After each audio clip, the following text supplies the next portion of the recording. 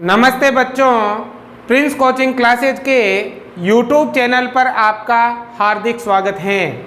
आज की इस क्लास में कक्षा 9 NCERT गणित प्रश्नावली 7 त्रिभुज के उदाहरण 7 और 8 को हल करेंगे। आपको ये उदाहरण ध्यानपूर्वक समझने हैं। तो देखो उदाहरण नंबर 7, AB एक रेखाखंड है तथा बिंदु P और Q इस रेखाखंड AB के विपरीत और इस प्रकार स्थित हैं कि इनमें से प्रत्येक A और B से समदूरस्थ हैं। देखिए आकृति। बच्चों में यह आकृति दे रखी है और इसमें हमसे कहा है कि AB एक रेखाखंड है। ठीक है, अब इस रेखाखंड के विपरीत P और Q बिंदु इस प्रकार स्थित हैं कि जो ये P बिंदु हैं ये A से और B से समदूरस्थ हैं। समदूरस्थ का मतलब बराबर दूरी पर, मतलब P की A से दूरी और B से दूरी बराबर है, ये दोनों दूरियां बराबर हैं। और इसी प्रकार ये जो Q है इसकी A और B से दूरी बराबर है, मतलब समदूरस्थ है, मतलब ये वाली दूरी और ये वाली दूरी बराबर है। ये मैं सवाल में दिया हुआ है। दर्शाइए कि रेखा PQ रेखाखंड AB का लंब समद्विभाजन है। ये जो रेखा PQ है ये रेखाखंड AB का लंब समद्विभाजन है। लंब समद्विभाजन का मतलब ये यहाँ पर बना रही है 90 डिग्री का कोण और इसको दो बराबर भागों में बांट रही है। ये हमें करना है सिद्ध। हमें सिद्ध करना है कि ये वाला कोण 90 डिग्री है, ठीक है ना, ये वाला ये 90 डिग्री है और ये वाला भाग और ये वाला भाग क्या है, बराबर है। ये आपको सिद्ध करना है। तो देखो बहुत ही आसान है, थोड़ा ध्यान लगाना। सबसे पहले तो जो बेटा सवाल में दे रखा है वो लिख लेते हैं। सवाल में दिया हुआ, बताओ बेटा क्या दे रखा है कि AP और BP बराबर है और AQ और BQ बराबर है, यही दे रखा है। तो यही लिख लो। तो क्या लिखोगे, AP बराबर है BP, एक तो ये, और नीचे AQ बराबर है BQ, ये हमें सवाल में दिया हुआ। अब हमें करना है सिद्ध। क्या सिद्ध करना है कि ये दोनों भाग बराबर हैं और यहाँ कितने डिग्री कोण बनता है, 90 डिग्री का। मतलब सिद्ध करना है कि AC बराबर है BC के, है ना, और ये जो PQ है वो लंब है किस पर, AB पर। ये सिद्ध करना है। अब देखो उत्पत्ति में कैसे करेंगे, ध्यान देना इधर, बहुत ही अच्छा क्वेश्चन है, तो ध्यान दो बेटा। हमें ये वाला भाग और ये वाला भाग बराबर करना है और यहाँ लाना है 90 डिग्री का कोण। तो इसके लिए ये वाला त्रिभुज और ये वाला त्रिभुज करना पड़ेगा सर्वांग सम। अब देखो जब हम दो त्रिभुजों को सर्वांग सम करते हैं तो उसके संगत भाग क्या हो जाते हैं, बराबर हो जाते हैं। तो देखो अगर हम इन दोनों त्रिभुजों को सर्वांग सम करते हैं तो इनकी तीन चीजें बराबर करनी है। तो देखो इस त्रिभुज की ये भुजा और इस त्रिभुज की ये भुजा बराबर है, एक हो गई। दूसरी देखो ये वाली जो भुजा है ना उभयनिष्ठ है, तो ये हो गई। अब एक और बची, तो एक और कौन सी हो सकती है, एक देखो इस पूरे त्रिभुज में ये वाली भुजा और ये वाली भुजा बराबर है ना। तो जिस त्रिभुज की दो भुजा बराबर उसके दो कोण भी क्या होते हैं, बराबर। तो एक ये वाला कोण और ये वाला कोण बराबर हो जाएगा। तो हो गई तीन चीजें बराबर। लेकिन ऐसा करोगे तो देखो इसमें जब सर्वांग समता का नियम लगाना होगा तब कौन सा नियम लगेगा, ये कोण, ये भुजा और फिर भुजा। तो ASS ऐसा सर्वांग समता का हमारे पास कोई नियम नहीं है। ASS या SSA ऐसा हमारे पास कोई नियम नहीं है। तो हम यहाँ पर इन दोनों त्रिभुजों को सर्वांग सम नहीं कर सकते फिलहाल, ठीक है। अब इसके लिए हम क्या करेंगे, इसके लिए पहले ये पूरा बड़ा त्रिभुज लेंगे और ये पूरा बड़ा त्रिभुज लेंगे। दोनों त्रिभुजों को पहले सर्वांग सम करेंगे। जैसे ये दोनों सर्वांग सम होंगे तो इनके संगत भाग बराबर हो जाएंगे, ये दोनों कोण बराबर हो जाएंगे। फिर बाद में इन दोनों त्रिभुजों को सर्वांग सम करेंगे, ठीक है। तो सबसे पहले तो एक तो ये बड़ा वाला APQ, एक त्रिभुज तो लेना है आपको APQ, वह दूसरा त्रिभुज लेना है आपको ये पूरा BPQ, त्रिभुज BPQ से, और दोनों त्रिभुजों को करना है सर्वांग सम। मतलब कितनी चीजें बराबर, तीन चीजें। तो देखो इस त्रिभुज की ये भुजा और इस त्रिभुज की ये भुजा बराबर हैं, क्योंकि सवाल में दिया हुआ इस त्रिभुज की एपी भुजा और इस त्रिभुज की बीपी भुजा बराबर है। क्यों बराबर है? ये में सवाल में दिया हुआ है। हो गया। अब दूसरी देखो, इस त्रिभुज की ये भुजा और इस त्रिभुज की ये भुजा भी बराबर है, ये भी हमें सवाल में दिया हुआ। इस त्रिभुज की ए क्यू और इस त्रिभुज की क्या नाम है, बी क्यू, क्यों बराबर है? सेम यही चीज लिख देंगे, दिया हुआ। दो चीजें बराबर हो गई। अब तीसरी देखो, इस त्रिभुज की पी क्यू भुजा और इस त्रिभुज की भी पी क्यू भुजा उभयनिष्ठ है ना, दोनों त्रिभुजों में एक ही भुजा है, तो पी क्यू बराबर क्या हो जाएगी, पी क्यू। पी क्यू बराबर हो जाएगी पी क्यू, क्यों हो जाएगी, उभयनिष्ठ। हो गई तीन चीजें बराबर। और नियम है, जिन दो त्रिभुजों की तीन चीजें बराबर हो, दोनों त्रिभुज कैसे होते हैं, सर्वांग सम होते हैं। अब नियम कौन सा, देखो तीनों भुजा है, तो एस एस एस है ना, एस एस एस नियम द्वारा कह सकते हैं त्रिभुज ये ए पी क्यू सर्वांग सम है त्रिभुज बी पी क्यू के।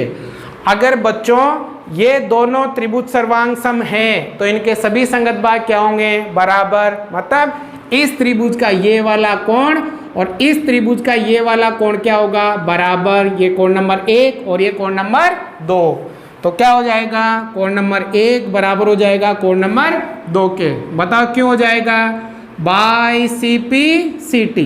ठीक है, मतलब सर्वांग सम त्रिभुजों के सभी संगत भाग क्या होते हैं, बराबर होते हैं। अब ये दोनों ये कोण बराबर हो गए ना, अब इन दोनों त्रिभुजों को सर्वांग सम कर सकते हो। अब नियम लग जाएगा आपके एस ए एस। अगर डायरेक्ट हम इन दोनों को सर्वांग सम करते ना तो हमारे पास सर्वांग समता का नियम नहीं लगता। ठीक है, इसलिए हमने पहले इन दोनों को सर्वांग सम किया, अब इन दोनों को सर्वांग सम करेंगे। ठीक है, अब क्या करेंगे, एक तो लेंगे ये वाला और एक लेंगे ये वाला, तो क्या नाम है, ए पी सी और बी पी सी। तो यहाँ लिखेंगे त्रिभुज ए पी सी व त्रिभुज बी पी सी से दोनों त्रिभुजों को करना है हमें सर्वांग सम। कितनी चीजें बराबर, 3। देखो इस त्रिभुज की ये भुजा और इस त्रिभुज की ये भुजा बराबर है, सवाल में दिया हुआ। तो देखो इस त्रिभुज की तो एपी भुजा और उस त्रिभुज की बीपी भुजा क्यों बराबर है, क्योंकि ये सवाल में दिया हुआ। ठीक है, एक बराबर हो गई। दूसरी देखो, इस त्रिभुज का ये कोण नंबर 1 और इस त्रिभुज का कोण नंबर 2 बराबर है, क्योंकि अभी हमने क्या किया है, सिद्ध किया है। तो इसका तो कोण नंबर 1 और इसका कोण नंबर 2 क्यों बराबर है, क्योंकि हमने क्या किया है, सिद्ध किया हुआ है ना, सिद्ध किया है ना, हो गया। अब तीसरी देखो, ये ऐसी उभयनिष्ठ है ना दोनों में, ये इस त्रिभुज में भी है और इस त्रिभुज में भी है, उभयनिष्ठ है। तो पीसी बराबर क्या है, पीसी क्यों बराबर है, और ये हो जाएगी आपके उभयनिष्ठ। हो गया। अब जिन दो त्रिभुजों की 3 चीजें बराबर हो, दोनों त्रिभुज कैसे होते हैं, सर्वांग सम। अब नियम कौन सा, भुजा कोण भुजा है ना, पहले भुजा फिर कोण फिर भुजा, तो एस ए एस। तो एस ए एस सर्वांग समता नियम द्वारा कह सकते हैं त्रिभुज ए पी सी सर्वांग सम है त्रिभुज बी पी सी के।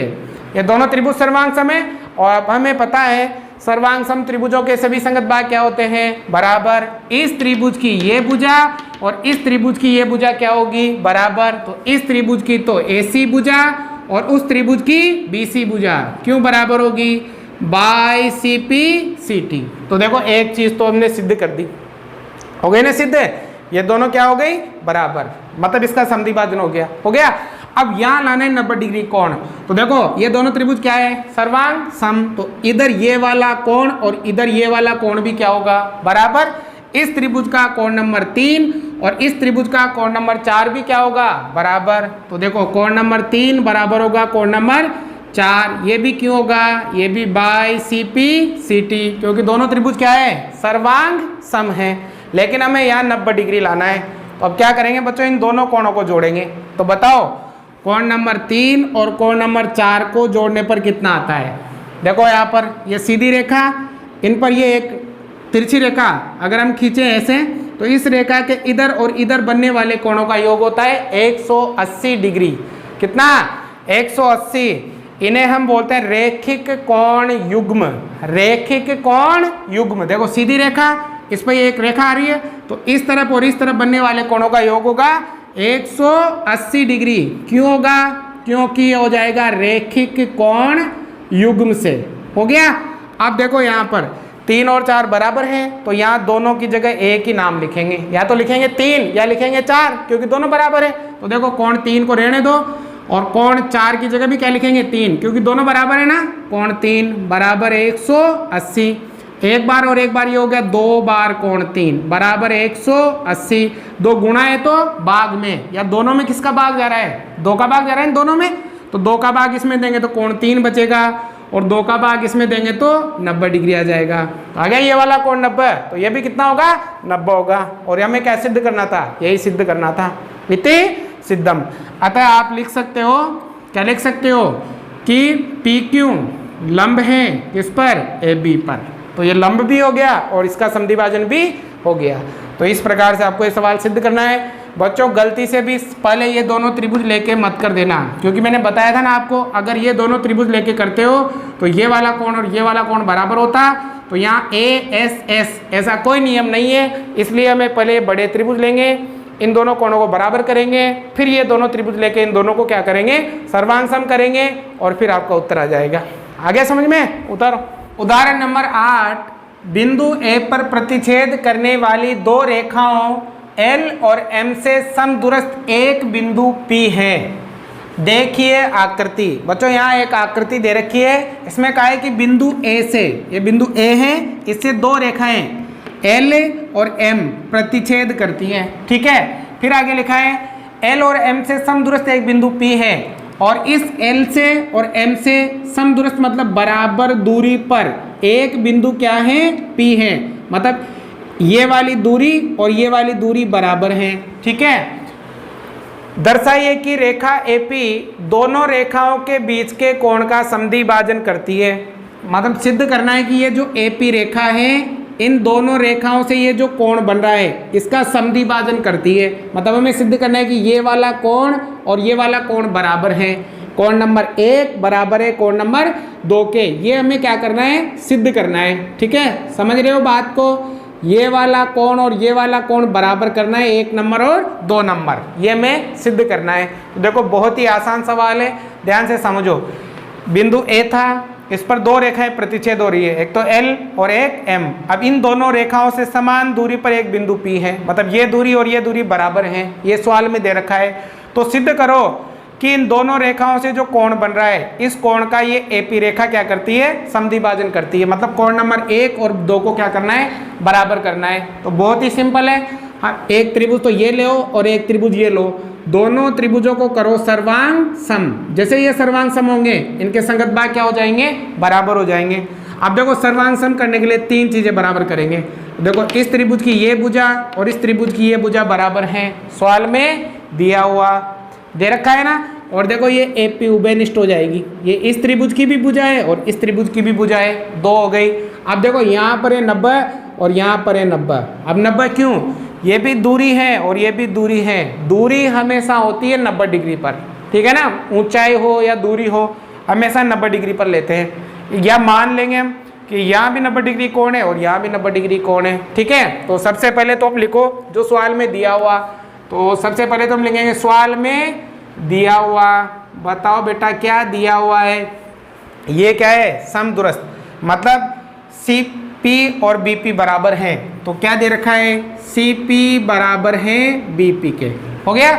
अब दूसरा हम मान लेंगे, माना क्या मान लेंगे कि जो CP है, मतलब ये देखो ये CP M पर लंब है, CP लंब है M पर। ठीक है। आप नहीं मानो कि नहीं लिखोगे तब भी कोई दिक्कत नहीं है, यहाँ आप 90 डिग्री बता सकते हो। और BP किस पर लंब है? L पर। और दूसरा BP लंब है L पर, इसका मतलब हो जाएगा 90 डिग्री कोण है। ठीक है। अब हमें करना है सिद्ध। क्या सिद्ध करना है? कि कोण नंबर 1 बराबर है कोण नंबर 2 के। मतलब इस कोण का क्या हो रहा है? समद्विभाजन हो रहा है। तो देखो अब उत्पत्ति में बहुत ही आसान क्वेश्चन है, ध्यान देना इधर। अब देखो एक तो लेंगे ये त्रिभुज और एक लेंगे ये त्रिभुज, इसका नाम ACP, ठीक है। त्रिभुज कौन सा? ACP वह त्रिभुज। अब दूसरे का नाम ACP, ठीक है ना, तो इसका नाम ABP, ठीक है। ABP से दोनों त्रिभुजों में करनी है 3 चीजें बराबर, ठीक है। तो करो, इस त्रिभुज की ये भुजा और इस त्रिभुज की ये भुजा बराबर है, ठीक है। इसकी तो CP भुजा, उसकी BP भुजा क्यों बराबर है? सवाल में दिया हुआ, ठीक है, दिया हुआ है। इसका कोण C और इसका कोण B भी बराबर है, तो कोण C बराबर है कोण B। क्यों बराबर है? क्योंकि 90 डिग्री है ना, लंब है, हमने माना है 90 डिग्री हो गया। अब तीसरी देखो ये AP, दोनों में है ना उभयनिष्ठ, तो क्या लिखोगे? AP बराबर है AP के। क्यों बराबर है? ये हो जाएंगे आपके उभयनिष्ठ। हो गई 3 चीजें बराबर। जिन 2 त्रिभुजों की 3 चीजें बराबर हो, दोनों त्रिभुज कैसे होते हैं? सर्वांग सम होते हैं। अब नियम कौन सा? देखो, ये भुजा, फिर ये भुजा, फिर ये कोण, ऐसा कोई नियम नहीं है। भुजा भुजा कोण SSA नहीं है ना, पिछले सवाल में बताया था। तो फिर क्या करें इसमें? देखो 90 डिग्री आ रहा है, इसके सामने कर्ण और ये एक अन्य भुजा, तो कौन सा नियम लग जाएगा? RHS। जब एक कोण 90 डिग्री हो, दूसरी कर्ण हो और तीसरी एक अन्य भुजा हो, 90 डिग्री बराबर हो, कर्ण बराबर हो और एक अन्य भुजा बराबर हो, 90 के सामने कर्ण ही होता है ना, तो कौन सा नियम लगता है? RHS। तो RHS नियम द्वारा कह सकते हैं त्रिभुज ACP सर्वांग सम है त्रिभुज ABP के। अगर बच्चों ये दोनों त्रिभुज सर्वांग सम है तो इनके सभी संगत भाग क्या होंगे? बराबर। कोण नंबर 1 और कोण नंबर 2 क्या होगा? बराबर। कोण नंबर 1 बराबर हो जाएगा कोण नंबर 2 के। क्यों हो जाएगा? By CP CT। क्या सिद्ध करना था? यही सिद्ध करना था, इति सिद्धम। तो आपके उदाहरण नंबर 8 समाप्त होता है। तो बच्चों आज की क्लास में हम ये 2 ही उदाहरण करेंगे, जल्दी हम अगली क्लास आपके लिए लेकर आएंगे। आपको ये सभी चीज़ें अगर समझ में आ रही हो तो लाइक जरूर करिएगा, शेयर जरूर करिएगा, चैनल को सब्सक्राइब करिएगा, अपने दोस्तों को जोड़ो यार, मज़ा नहीं आ रहा, ऐसे 50 व्यू डेली आएंगे तो फिर क्या मज़ा आने वाला है। तो थोड़ा जोड़ो अपने दोस्तों को, अपने मित्रों को, और पढ़ने के लिए प्रेरित करो। इस लॉकडाउन में अगर आप घर पे अच्छी तैयारी करते हो तो आपका भविष्य सुरक्षित होगा, अन्यथा इस 21वीं सदी में एजुकेशन के बिना कुछ भी नहीं है। तो आपसे रिक्वेस्ट ये है, अधिक से अधिक आप पढ़ाई करो। अगर किसी प्रकार की समस्या है तो आप कमेंट बॉक्स में लिखो, व्हाट्सएप पे मैसेज कर सकते हो मुझे, आपको उसका समाधान करने का मैं प्रयास करूँगा। Thank you.